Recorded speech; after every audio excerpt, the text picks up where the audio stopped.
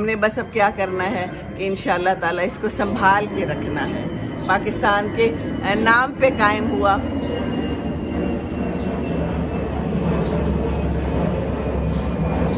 یوں دی ہمیں آزادی کے دنیا ہوئی حیران، اے قائد اعظم تیرا احسان ہے احسان.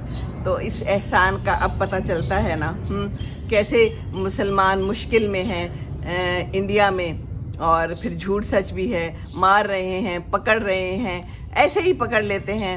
پہلگام اٹیک ہم نے نہیں کیا، ہم نے بتایا بھی کہ ہم نے نہیں کیا، پر پھر انہوں نے کوئی نہ کوئی بہانہ بنا کے، کوئی نہ کوئی جواز بنا کے ہیں، بلا جواز کہتے ہیں نا کارروائی نہیں کی جا سکتی، تو انہوں نے جواز بنا لیا کہ یہ انہوں نے کیا. حالانکہ اتنی دور تک کہاں سے لوگ آئے اور کیسے مارا، اور پھر وہ چلے بھی گئے تو آپ آنکھیں بند کر کے بیٹھے ہوئے تھے.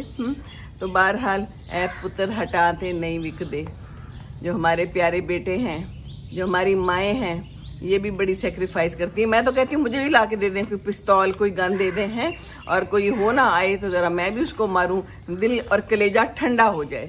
ہم پاکستان کے لیے ہیں سب سے پہلے، ٹھیک ہے نا. اللہ اکبر، لا الہ الا اللہ محمد رسول اللہ. تو یہ نعمت ہے. فَبِأَيِّ آلَاءِ رَبِّكُمَا تُكَذِّبَانِ. تو یہ اسلام کی ہماری یہ پیاری نعمت ہے، یہ پاکستان جو ہمارے پاس ہے. تو میں ہمیشہ ہی پاکستان کی بات کرتی ہوں، اور میں کہتی ہوں کہ میں کبھی بھی پاکستان چھوڑ کے نہیں جاؤں گی.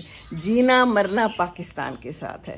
اور کوئی اگر پاکستان کے بارے میں کوئی بھی بات کرے تو پھر میں چپ نہیں رہتی، کیونکہ ہمیں چپ نہیں رہنا، ہمیں بولنا ہے. اسی پاکستان نے ہمیں سارا کچھ دیا ہے، اور پھر ہم اس کے خلاف بات کرتے ہیں. کتنی افسوسناک بات ہے. باقی مرنا ہے تو پھر شہید ہو کے مریں، اللہ کے پاس جانا ہے، حساب تو ہمیں وہاں سے ملنا ہے. پاک فوج زندہ باد، پاکستان زندہ باد.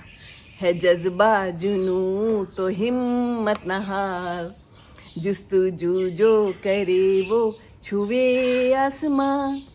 محنت کرنا ہوگی پاکستان، کبھی نہ بھولو